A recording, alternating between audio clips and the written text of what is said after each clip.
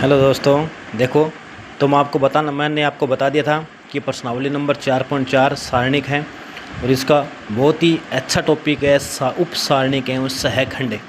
उप सारणिक एवं सहखंड कैसे निकालते हैं। देखो, एक आपको एक सारणी दे रखी है। ए सारणी का मान आपको दे रखा है 2, -4, 0 और 3। ये अपने को एक सारणिक दे रखी है भी, ठीक है। अब सारणिक में देखो क्या क्या पूछा आपको, उप सारणिक और सहखंड पूछा है। क्या पूछा है? उप सारणिक और सहखंड पूछा है भी। उप सारणिक और सहखंड पूछा है तो देखो इसमें क्या कैसे करते हैं। उप सारणिक होती है ना, उसको कैपिटल M से दर्शाते हैं, कैपिटल M I J, ठीक है, इससे दर्शाते हैं। तो कैसे निकालते हैं, देखो ये होता है M11, ये होता है M12, ये होता है M21, ये होता है M22। जैसे करते हैं ना अपन A11, A12, A12, A21 और ये क्या होता है A22 होता है। तो उसी प्रकार उप सारणी का मान कैसे निकालेंगे, MIJ के रूप में निकालेंगे। तो कैसे निकालेंगे M11, तो M11 कैसे निकालेंगे, देखो ये इसका निकालना, तो इसको छोड़ देंगे और इसको छोड़ देंगे, ठीक है, इसको छोड़ देंगे और इसको छोड़ देंगे। तो बाकी क्या बचा, 3 बचा। तो यहाँ पे क्या लिख दिया, 3 लिख दिया। फिर क्या निकालेंगे, M12 निकालेंगे। तो M12 कैसे निकालेंगे, देखो अभी ध्यान से।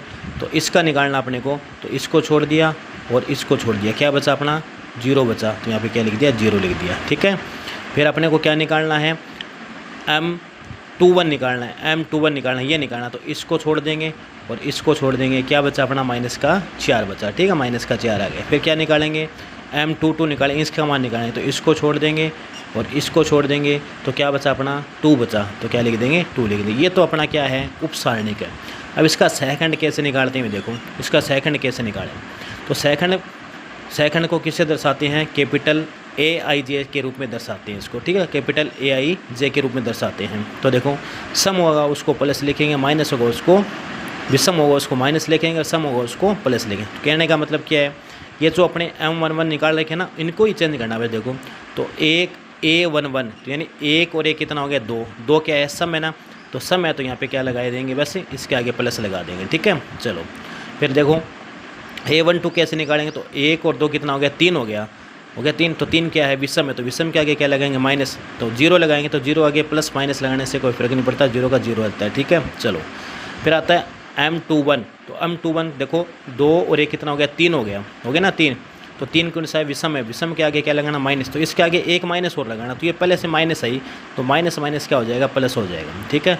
फिर यानी M22 का निकालना है। तो M22 कैसे निकालेंगे, 2 और 2 कितना हो गया, 4। तो 4 कैसा है, एक सम संख्या है, 4 कैसी है, सम संख्या है।